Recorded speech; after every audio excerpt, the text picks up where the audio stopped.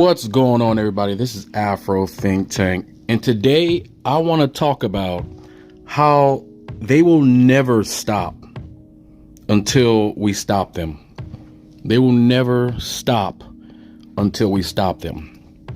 Now, I know African people can be naive sometimes. I know we can be gullible sometimes, you know what I'm saying? And it has to do with our communal mindset, that other groups take advantage of. But the reality is we've been so welcoming. We've been giving the benefit of the doubt. We have been so human that we have allowed them to infest our communities, our institutions, our countries, our enclaves, our religions, and they have poisoned, they have infested, they have sickened our immune system as Africans. They have sickened us, right? And we have to do everything we can in every facet of society to cure this infection, to get rid of the bacterial, the viral actions of them folks. Because if you let like water, these guys' intentions towards African people is like water. Any space that we give, they will creep their intentions in there to complete the objective that they have in mind. These people have been trying to destroy us for the last 500 years. They've been actively trying to destroy us. Their governmental institutions, wherever they may be, have actively tried to destroy us while giving us a bunch of word salad to make to muddy the water so we can't see it. Their companies, their private companies, have been actively trying to destroy us. Any means necessary, any crevice given, they will actively try to destroy us.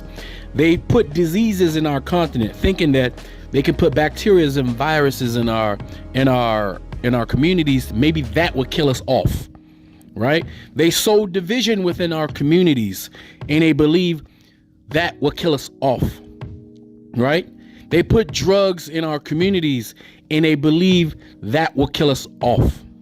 Their governments have barbaric policies, right? Where they go into our countries under the guise of the United Nations, the savior of humanity, the default human being protector on earth. They go in, they steal our resources because they have none. They steal our labor because they don't want to do it, because they're the laziest group of people on the planet. They can't do anything for themselves. But because they're warriors, the only thing they're willing to do is die and kill for their objectives. These people have no morality. Them folks, they don't have morality.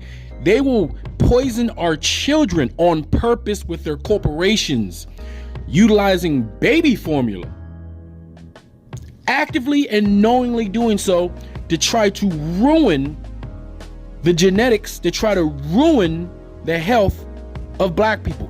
Almost every one of these Western corporations take massive liberties when it comes to distributing goods within Africa and probably Asia too. I wouldn't put it past, but Asians themselves, when it comes to stuff like that, they do it to themselves too. So, I don't know what it is about European and Asians, but they have a lot. Northern Asians and Europeans have a lot of the same cultural characteristics, right? But Southern Asians and African people, the global South, we have certain characteristics, and it just seems like these pale characteristic cultural groups have a unhealthy relationship with death, right? And they understand that their population is on irreversible decline, but that's not our fault. That's their fault. They understand that they're also losing power in their institutions, because population and numbers, that matters. That's their fault, right? Not our fault, right? They understand that all of their countries and their nations are being overran by the very same people that their forefathers overran years ago, utilizing the gun, the cannon, and devilish tricks and manipulation. Right? So the only thing that they can possibly do, the only solution that the barbarian has, is to kill, destroy, hurt, maim. That is the answer to everything, as witnessed in history and witnessed every day on the news right now. As right now, the European is currently on a genocidal campaign to clear out some real estate in the Middle East so that they can have access to it themselves culturally. That's what they're doing, right? Same thing they're doing in Congo, same thing they're doing in Israel, same thing they did in Australia, same thing they're trying to do in South Africa, same thing they do in America, same thing they do in Central and South America, while keeping it very quiet because nobody even pays attention to all the atrocities the Western world commits in South and Central America, right? With all the snakes and barbaric tricks and political manipulations. Any way they can, they will smile in your face. And then when you turn around, they'll stab you in your back. They will reassure you that everything's okay and that we're better and that we're doing differently and that we have these policies. But then they will stab you in the back. They will not do it in your face for the most part. They will stab you in the back. This is a stab in the back for a company that will target black children now on purpose to ruin them and destroy their bodies before they're even old enough to use it. All right.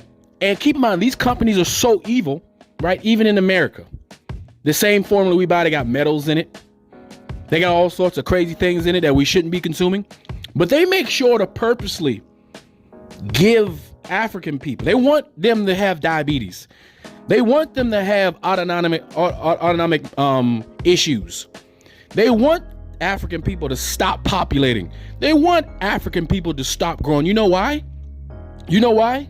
Because in the real world, African people are about to take over the planet again.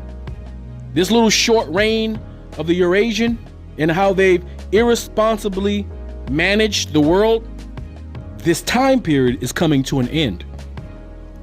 And the time of the African is coming back around as we stand up. But as we're standing up and rising as a group of people, as we get up off the ground, they are still stabbing us, shooting us, poisoning us, sabotaging us, mischaracterizing us, disenfranchising us. They are desperate to stop us from standing up straight with our back strong. And we must always remember that them folks will continue to do everything they can within their institutions that they control, which is their governments, their capitalistic corporations, all their NGOs, all their religious institutions, everything, every vehicle of power that them folks have, they will use that systematically with purpose to try to disenfranchise and hurt us specifically. Doesn't matter which political group these people belong to, because the political groups they belong to is created to serve them and not us. At some point, all of them are in cahoots when it comes to the one policy that they all can bipartisanly get along with, and that is the systematic disenfranchisement of their arch enemy, the African, before we take over the planet.